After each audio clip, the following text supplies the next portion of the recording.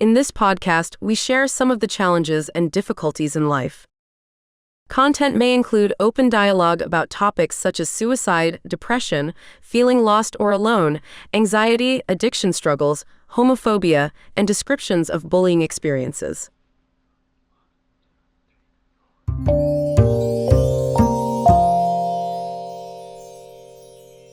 Okay, today we're going to talk about a subject, how I lost happiness in my life and I got happiness back in my life.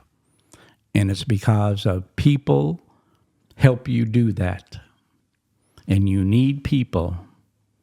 So this is for showing you how to survive out of horrible situations and grow from it.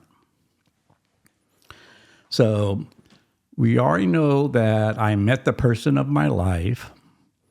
And at the time we were together for 48 years, we got some bad news. Now, the bad news was that my husband was diabetic and he's gone through health issues for many years.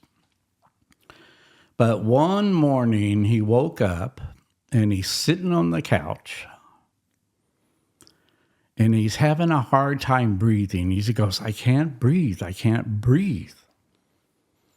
And I go, Bob, if you can't breathe, we got to take you to the doctors. I mean, you got to go to a hospital. Let's go to Kaiser. Let's go see what's wrong. Well, we get to Kaiser and they take x-rays and his left lung is just full of liquid. And the doctors are saying, I'm surprised he hadn't had a heart attack or a stroke because the weight on his heart, it was just like he was just in that status where he could be gone at any moment. So anyway, they put him under and then drained his lungs. And then they took x-rays and they discovered that he had small cell cancer. Now, he has been a smoker off and on through all of his life, but he was a smoker at that time. So I go, small cell cancer? I never heard of small cell cancer. And then I asked the doctor to go, what is small cell cancer? And he goes, it's the worst cancer you can have. Because the cells are so small, they can travel everywhere in your body and just go everywhere. And so immediately, Bob and I were just like, oh, what do we do? And so then they told us that he has to go on chemo. And so he did that for weeks and weeks and weeks. And I was by his side every single time. He stayed in the hospital the whole time for those weeks? Well, chemo, you just go in and out, in and out. So it's just like you're still at home. You still go and everything. But, I mean, they drained his lung. He was able to breathe again and all that kind of stuff. They just discovered he had the cancer. So, anyway, we went through that. And then he had to go through the... What do you call that? The MRI, or that circular thing where they take the whole body scan? MRI, Yeah. Well, he did the MRI, and then they discovered he had cancer in his brain. So then he had to go through radiation. And after those treatments, Bob changed.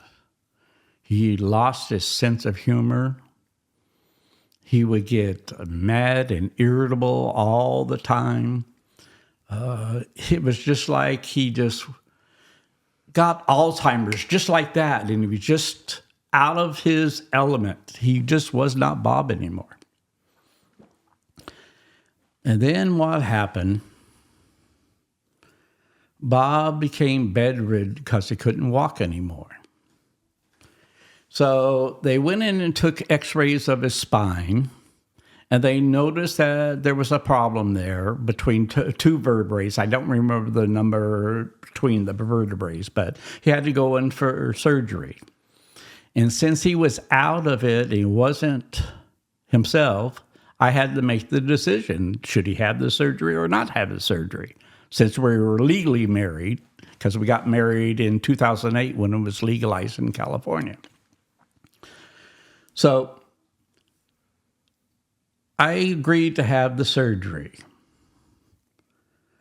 because it was hard lifting Bob up in the bed all the time because he roll out of bed and it's just like sometimes he would be by himself and then all of a sudden it's like he's down there for a while. So I go, no, it's worthy, to attempt to do the surgery. And this is what happened. He had the surgery and they had complications.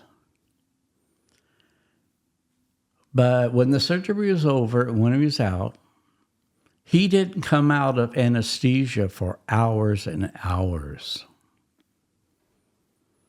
And then from that point on, he went into intensive care, out of intensive care, into intensive care, out of intensive care. It's like a yo-yo. He was fighting and complications would happen. He was fighting.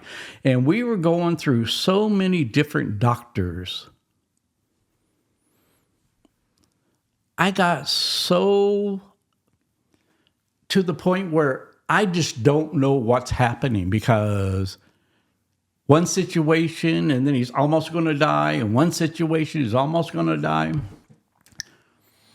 And at that time I weighed like 209 pounds. But going through this situation, and this was in 2018. So mind you, all these things I'm telling you, we did it over, a period of almost a year. So when we're in this time, I'm stressing out. I'm not eating. I'm just not like, what do I do? So the final night is pretty much, I always say to myself, I killed my husband because my husband had a DNR. Is that a DNR? Yeah. Do not resuscitate. Yeah. And he had one and he didn't want to be put on a respirator. So, because he didn't want to put me through those emotional situations of being on a respirator and all that kind of stuff. So he was trying to protect me. But the doctors called me the night before he died and told me that he aspirated and they can save him, but they have to put him on a respirator. And I just lost it. I just lost it. Crying my eyes out. And then I go, I have to respect my husband's wishes. So no respirator. And then I just said, I want him home. I don't want him to die in the hospital. I want him home. If he's going to die, he's going to die where he's safe and where he's loved. And they assigned a hospice. They made the arrangements to get him in. And then what happened is they brought in the bed and everything. So we set him up in the living room and just set him there. And then he just slowly stopped breathing. And he died at home. And then something happened. It was weird. They have to pronounce him dead. And he literally stopped breathing. He stopped breathing in my eyes. I knew exactly when he died. But the person said, no, his heart's still beating, so we can't pronounce him dead. And that was weird for me because when you stop breathing, I think you're dead. It's just like, but that situation just was out of whack for me. And it's just, but once his heart stopped beating, he was dead. And me and my roommate, Mitch, we just bawled and cried and cried and cried and cried.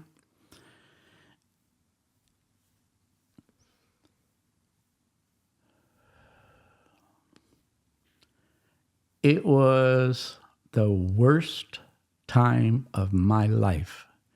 It was worse than what my mother told me because it was the love of my life, the laughter I had in my life was gone. Now, I'm going to tell you how amazing this man was. He knew he was going to die. He knew he had to take care of me. He told his roommates to get rid of all of his guns out of the house because he thought I might become suicidal. I wouldn't become suicidal because he gave me an amazing life. Those thoughts never crossed my mind since he came into my life. But he still thought that I might cross that line because I did. But anyway, he made sure people were in my life, like David, which also owned a business similar to ours, and Mitch and Michael and just people around me. Well, David was keeping me social. And during this time, that's when COVID happened. So I had people trying to keep me out there. And that's when everybody was forced to stay at home because of COVID and all that kind of stuff. Because Bob passed away in December of 2018 and COVID happened in 2019. And continued to 2020 and still going on now. So just showing you it's like pretty current. But anyway, David kept me social. And this is where laughter came back into my life. I met two people, Cynthia and Sherman. And I met them at a local bar.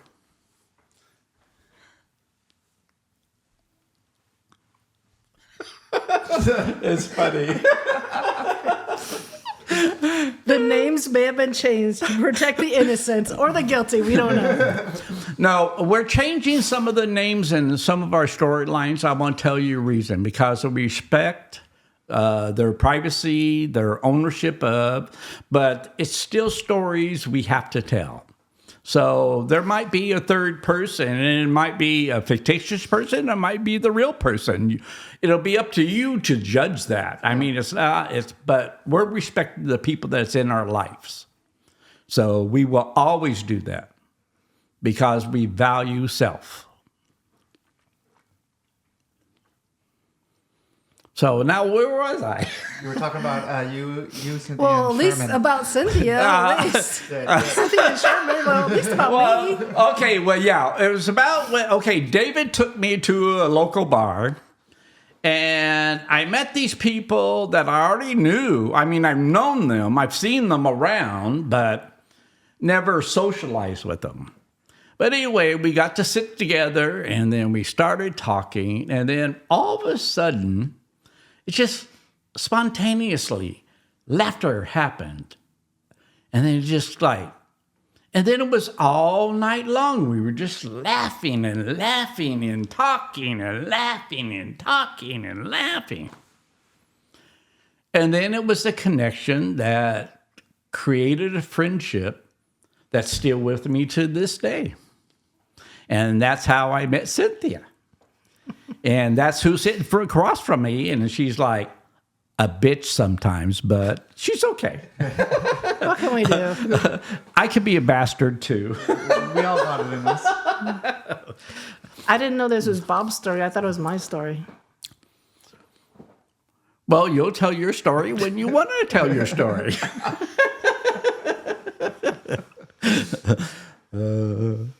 No, we did. We just immediately connected. We just had laughter because I've had so much sadness in my life too. I just lost my mother a few years before he lost Bob. So I still had that sadness in me, but to see someone who's going through that and still trying to come through that and go through that and be okay in this world. And that's what my mother always taught me is laughter. Even when I had relatives pass away or friends pass away when I was younger, she always made me laugh because what we're gonna do, they're not here anymore, and we love them so much, but we have to go forward. So if there's a little bit of laughter, that helps. It sure does. I could tell you I lived a life of it. Bob would tell stories about me to other people and make them laugh by stupid things I've done or he's done or we've done. He was never shy about talking about our lives. That's why laughter is amazing. And then that's what you've done to me, Cynthia. That's what you've done for me too. So Thank you, Cal. thank you, Cynthia. And we'll thank Sherman later. Yeah.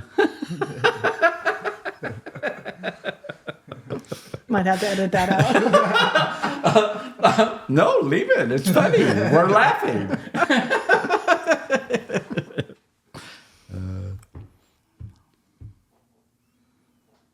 So you and Cynthia, so when you guys met, where were you? At a bar. Just at a bar? Well, no, we've met before. We met like in Palm Springs, but we didn't really talk. We just knew that we knew each other and we seen each other, but we were looking and laughing. Well, and were you guys living in Palm Springs, or were you just out there? That was one of my favorite stories because Bob was still alive. So we had met Cal and Bob at their club a few times. We didn't know them closely, but even Sherman was like, oh, they're celebrities. They own this club. She was like in awe. I'm like, I don't know who they are. I just moved to Riverside. I don't know anybody. But anyway, so I was like, okay. But when we went to Palm Springs, we saw them across from us at a restaurant. And then Bob had the most mischievous grin and beautiful smile. So he kept looking at us because he's like, I could tell. And he kept talking to Cal, saying like, we know them, but I don't know where from. I could just feel his energy. And he kept looking over, and every time I would wave. And Bob especially was just like, he looked away right away. And he'd look at Cal, and then Cal would look at us. So finally we went over like, oh, and then everything, we know you from meeting at your place, your club, at that place. So, but then, so we still weren't really close to them. No, we weren't social even then. I mean, after that, we were cordial. That's all we were, being cordial with each other and recognizing. But as time, and then Bob started going through all of his issues, and then lo and behold, boom, I recognize him. And when I'm at the bar and I started talking to him, and it's like, because you've been friends with David for forever, and we were just becoming friends with David. So then we all met, and that's when we kind of really started talking. Yeah. And laughing. So trying to tell you the whole synopsis is you have bad things happen to you, but if you have the strength to hold on, it comes back to you. It just does. And it comes back to you in folds. So your life is worthy and it's worth living even without the love of your life. And mind you, it was a year and a half before it took me to get over Bob. I guess on my lucky part, I was stuck with my roommates and they kept me company. But this was during COVID, so I was stuck at home by myself. Social and business was closed, and it was just like hard. It was hard. It's hard to have someone in your life and just be gone. The same thing, the losing of a child to a mother and father. That's a loss they should never go through because they should die before their children. So hard, but life does go on. It just does, and that's the way God made it. You plant a seed, it grows. If you don't water it, it dies. So we all need things, and people need people. So that's what this podcast is about. If you are experiencing painful thoughts or are in need of support, please reach out to someone. Your mental well-being is important to us. Mental health services are free and available to you. You have value and you are worthy of kindness and help. Reach out and talk. For 24/7 free and confidential assistance, call or text the Suicide and Crisis Lifeline at 988, or call the National Suicide Prevention Lifeline at 800-273-8255.